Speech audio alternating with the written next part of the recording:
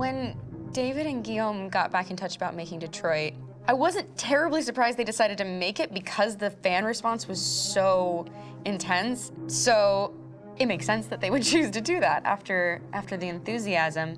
It was a challenge, and it was just an interesting thing to get my head around how to approach this character now as a different, much older person, and whether or not she had changed. And I'm very happy to say that with Detroit, I've had the opportunity to see Kara grow so much more than I ever expected.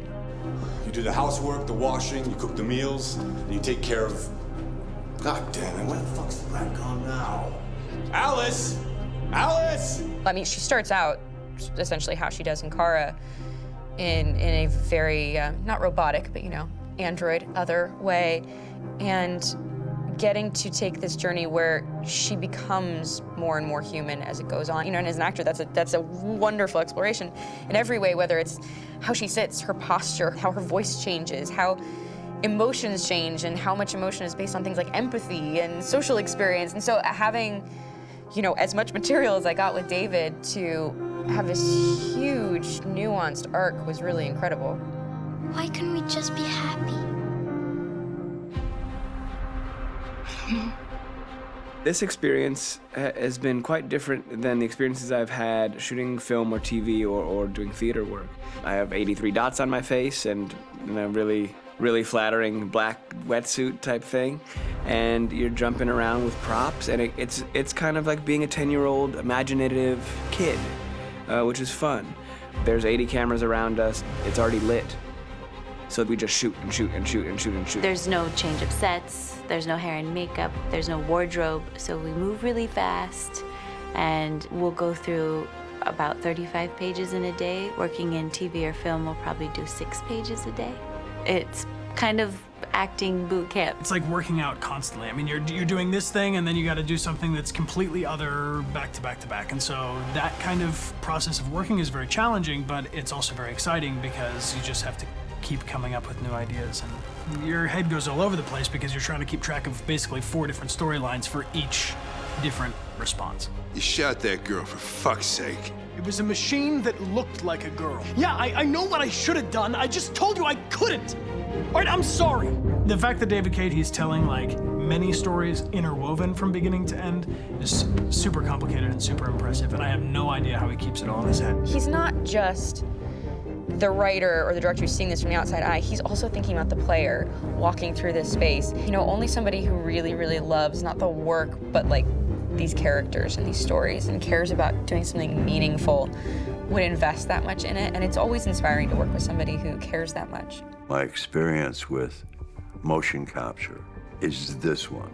And I found it sort of terrifying in a way because they said the computer's going to build you. But then as we got into it, I realized all the elements of it were still artistic. I just dipped into a really brilliant setup here. I've never seen anything like it. And this won't turn me into a product because I was playing a character. So it's wonderful. In the game, Detroit comes back because of a revolutionary industrial rebirth. And there's no reason why that can't happen in Detroit, because they have such tremendous infrastructure for millions and millions of people who can very easily support, you know, a new industry. The city is really strong and resilient, but the city has also been through so much. You see the damage. But it takes that time of kind of rebuilding and reinvesting into the city that I think is happening slowly but surely. The potential of Detroit as a city is something that this game does a lot of justice to, because it would be easy to look at Detroit as some place that used to be, and that's not the case. This game provokes a lot of conversation and reflection on our potential near-future engagement with machines. That's what we are to them. Just merchandise on display in a shop window. I think that a group that feels marginalized, feels like they deserve and have earned access to themselves and the environment around them, and are trying to figure out a way to articulate how to get freedom. What was I designed to be? Their slave? Their toy? It plays with your comfort levels. You think that this is fine, you're comfortable with it, until something blurs the line and throws you off, and now Do I feel differently about whether this should be allowed? Should it be banned? Should it be encouraged? You're gonna ruin our lives, and for what? For a bunch of machines? They are not machines! They are alive! I'm alive! You're alive! They're nothing!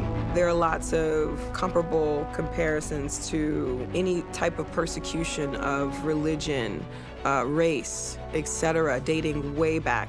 It can't just be a video game where you shoot 'em up or where people make these choices to do whatever. I think that's the whole point. You have the choice, and you can either choose to go in one direction with your character or another.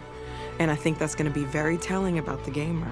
Very telling. I think there's going to be a really strong reaction to this game, which has such a strong perspective. I'm that much more proud of it now to get to be a part of it because it's important. In this game, you're actively building and designing the character through not just what kind of shield does he have or what color hair does she have, but like their temperament and the way they deal with problems. The different endings to this game are so radically different based off maybe seemingly insignificant choices in the moment, but like life, they all add up. And can't play life again, though.